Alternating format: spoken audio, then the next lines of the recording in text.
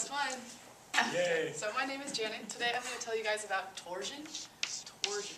So torsion is a fundamental concept in mechanical engineering. So this concept is frequently introduced in an undergraduate statics course taking their second year mechanics of solids, and then it's reintroduced in component design, and it's kind of a necessary thing to understand about a material condition.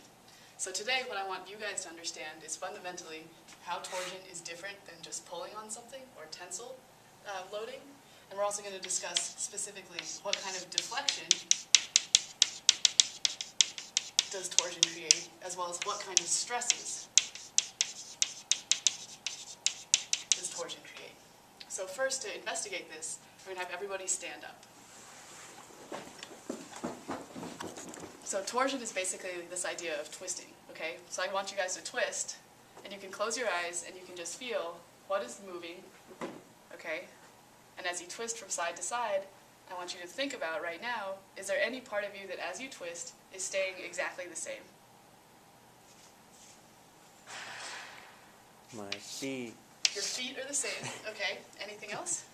The very North Pole. The very North Pole, okay. So for the sake of our approximation, we're going to pretend like we are all cylinders, okay? So here's us being a cylinder.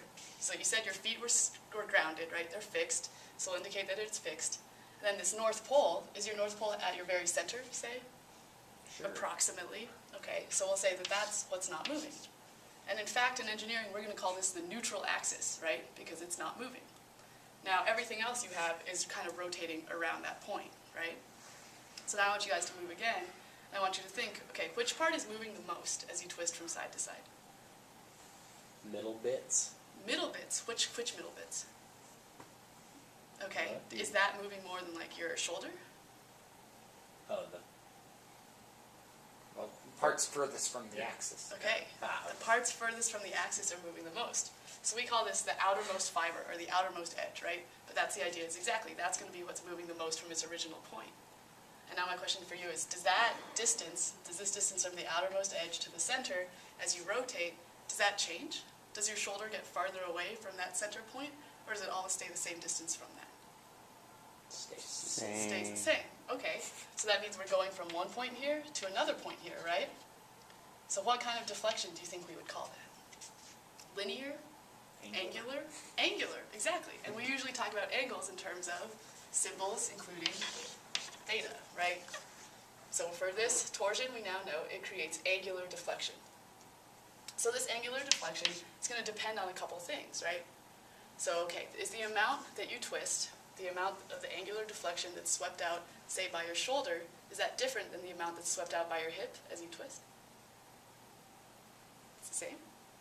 Okay, so I want you guys to try something. Twist a certain amount with your hips, then see if you can go any further.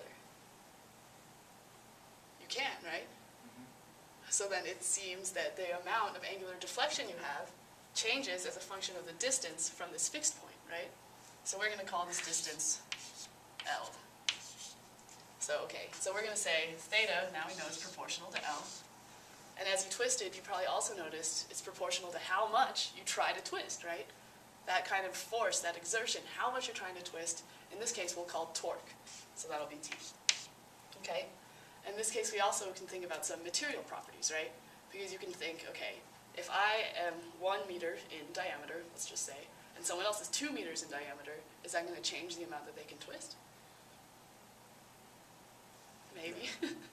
Yes, it is. Okay, and so we'll basically say there's two parameters that kind of control these material properties, and those are, for our purposes, the polar moment of inertia, J, as well as the shear modulus, which talks about kind of the flexibility of how much you can twist. Because you can imagine someone really bendy can probably twist like 180 degrees, where someone who's a little stiffer can only turn like 30 degrees. So awesome. Now we kind of understand what kind of deflection is created by torsion. Next, we want to understand what kind of stresses are created. Okay? So you guys may know this from previous courses, but the main kinds of stresses are either normal stress or shear stress. Okay? And so normal stresses are developed when you're pulling on something. So for instance, if you imagine standing here and someone's pulling on your head, you're actually going to elongate and get taller in that direction and feel a lot of stress, that pulling, right? But the idea is this kind of torsional stress is fundamentally different, because as you twist, you're not actually changing volume, right? We didn't actually get bigger when we twisted. We stayed at the exact same size, but we just kind of shifted. This idea of shifting and pulling is what we call a shear stress. And shear stress here is represented by tau, always. And then this idea that, okay, so we talked about the outermost fiber as being the part that's going to change the most. So do you think that that outermost fiber is also going to be where you experience the most stress? Does that make sense? Okay. And as well as the amount of energy, that amount of, how hard are we trying to push or pull, that torque idea is also proportional to the amount of stress that we create. Okay. So then the basic formula for stress here is torque applied times the radius from that neutral axis, here's our R, again over this shear modulus, or G, which is a fundamental property of your material. Okay, so this is a basic idea of what torsion is, and now you guys have kind of felt it in your bodies a little bit. Next thing we're going to do is play with Tootsie Rolls to see how torsion leads to failure. Yay! So, yay! Tootsie Rolls for everybody. Everyone could actually have two, because I wasn't sure how many people were going to be here. All right, so Tootsie Rolls are cool because they're basically cylinders, right? So this is actually an even better approximation than our human bodies for a basic cylinder.